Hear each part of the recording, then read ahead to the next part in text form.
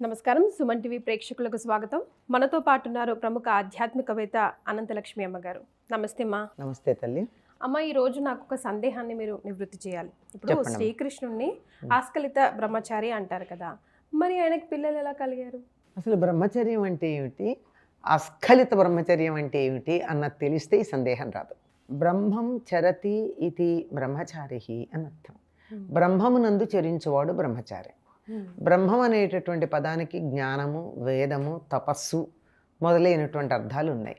నిరంతరం తపస్సు చేసుకుంటున్నటువంటి వారిని బ్రహ్మచారి అనొచ్చు. చదువుకునేటటువంటి వాళ్ళని కూడా బ్రహ్మచారి అంటాం. ఇంగ్లీష్లో మరి బీకామ్ అంటే ఏంటమ్మా అర్థం? Bachelor of commerce. బ్యాచిలర్ అంటే బ్యాచిలర్ అనే కాదు, మేము అనుకునే బ్యాచిలర్ మాత్రమే కాదు కదా కదా. 2-3 పిల్లలు ఉన్న వాళ్ళు కూడా బీకామ్ చదువుతారు. అంతేగా. అంటే జ్ఞానంలో జ్ఞాన సముపార్జనలో నిమగ్నమైనటువంటి వాళ్ళు బ్రహ్మచారి, అది అర్థం. తపస్సు చేసుకుంటుంటే కూడా బ్రహ్మచర్యం అనే పదమే వాడతారు. వివాహం అయ్యాక కూడా బ్రహ్మచారిగా చెప్తారు. ఏమిటి వివాహం అయ్యాక బ్రహ్మచారి అంటే? ఎప్పుడెప్పుడు కాపురం చెయ్యాలో భార్యతో, ఎప్పుడెప్పుడు చేయకూడదు నియమాలు ఉన్నాయి మనకి. ఆ నియమాలను అనుసరిస్తూ తగినటువంటి కాలంలో మాత్రమే భార్యని భార్యగా చూస్తూ ఉండేటటువంటి జీవితం గడిపితే వివాహితుడే గృహస్థ అయినటువంటి బ్రహ్మచారిగా చెప్తారు. అంత అంతరార్థం ఉంది. సమయం, సందర్భం, తిథి, వారం, నక్షత్రం వీటిని పరిగణించకుండా కాముకత్వంతో ఉన్నటువంటి వాడు బ్రహ్మచారి కాదు. వీటన్నింటినీ పరిగణనలోకి తీసుకుంటూ అప్పుడు మాత్రమే భార్యతో సంతానం కోసం మాత్రమే కలిసేటటువంటి వాడు బ్రహ్మచారిగా పరిగణించబడతాడు. ఇది ఒక అర్థం. ఇంకా స్ఖలనము అంటే జారుట అని అర్థం. అస్ఖలిత బ్రహ్మచారి అంటే ఆయన బ్రహ్మచర్యం ఎట్లాంటిదంటే ఎప్పుడూ కూడా ఆయన మనసులో కామభావన కలగల. ఇక్కడుంది ఆయన ఆలోచన అంతా. ఇంకా బాగా చెప్పాలి అంటే ఊర్ధ్వరేతస్కుడు మొదలైనటువంటి పదాలు వాడతారు. సరే, వాటిని వివరాలు చెప్పడం కన్నా ఆయన మనసులో కామభావన కలగలేదు ఎప్పుడు. ఈ స్త్రీతో కలవాలి, ఈ స్త్రీ నాకు కావాలి అనేటటువంటి భావన లేదు ఆయనకి. ఆ విధంగా ఉన్నాడు గనక అస్ఖలిత బ్రహ్మచారి. ఎంతసేపు తనలో తాను ఆనందిస్తూ నిరంతరం తన కర్తవ్యాన్ని నిర్వర్తిస్తూ, ఎందుకోసం శరీరం ధరించి వచ్చాడో కర్తవ్యాన్ని నిర్వర్తిస్తూ జీవితాన్ని ఒక తపస్సుగా గడిపినటువంటి వాడు అస్ఖలిత బ్రహ్మచారి. ఇంతవరకు అర్థమైంది కదా. ఇక రెండోది, పిల్లలు ఎలా కలిగారు అంటే ఈయనకి అటువంటి స్ఖలనం లేదు గనక సంతానం కావాలని, వివాహమైన తర్వాత భార్య సంతానం కావాలని అడుగుతుంది. ఒక స్త్రీకి పరిపూర్ణత్వం సంతానంతోనే, పురుషుడికైనా అంతేగాని ఇది కనపడదు, ఇది కనపడుతుంది, అంతే తేడా. కనుక అప్పుడు ఆయన శివుడి గురించి తపస్సు చేసి శివుడి అనుగ్రహంతో సంతానాన్ని పొందాడు. ఒక్కొక్క భార్యకి 10 మంది పిల్లలు కలిగారు. 16,108 × 100 × 10.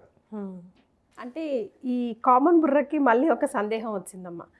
అంతమంది గోపికలు ఉన్నారే, అంతమంది భార్యలు ఉన్నారే, ఆ ఫీలింగ్ ఎలా రాలేదే?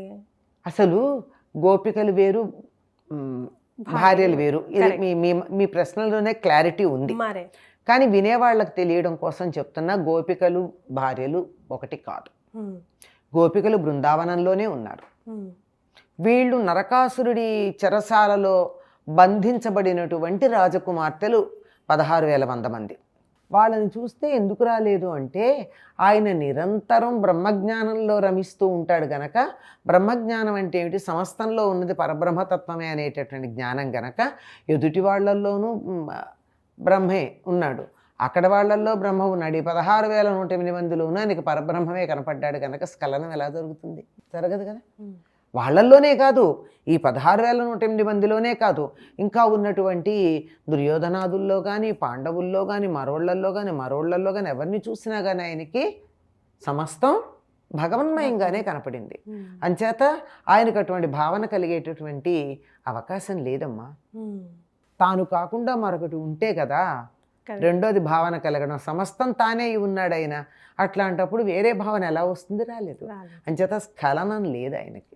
సో ఈ టాపిక్ మీద ఇంకా మిస్కన్సెప్షన్ ఉన్న వాళ్ళకి మీరు ఏం చెప్తారు బ్రహ్మచారి అనే టాపిక్ మీద? అంటే బ్రహ్మచారి అన్న దాని గురించి ఎటువంటి బ్రహ్మచారి అంటే చెప్పాను కదా, నేనే బ్రహ్మచారిని అనుకోకుండా బ్రహ్మచారిగా నువ్వు ఉండాలంటే ఏం చేయాలయ్యా? అసలు ఇంకోటి ఏమిటంటే పెళ్లి కాకుండా ఉండడానికి బ్రహ్మచర్యానికి సంబంధం లేదమ్మా. Very clear point. ఒక పేరు చెప్పడం నాకు ఇష్టం లేదు. ఒక చాలా పెద్ద మహానుభావుడు, ఎంత పెద్దవాడో చెప్పలేను, అంత పెద్ద ఆయన, మనందరం కూడా గౌరవించేటట్టు, ప్రపంచం యావత్తు గౌరవించేటటువంటి వ్యక్తి, ఆయనకి పెళ్లి కాలేదు. ఆయన అడిగితే I'm not married but I don't say that I'm a బ్రహ్మచారి అన్నాడు. దాని అంతరార్థం మీకు అర్థమైపోయి ఉండాలి, ఇంకేంటి. నేను ఇంకా ఏం చెప్పాలమ్మా, ఇంతకన్నా ఏం చెప్పాలి, అంతకన్నా ఇంకేం లేదంటే ఒక స్త్రీని చూడగానే తన మనసులో కామభావన కలగలేదు, కలిగిందనుకో స్ఖలనం జరిగిపోయినట్టే.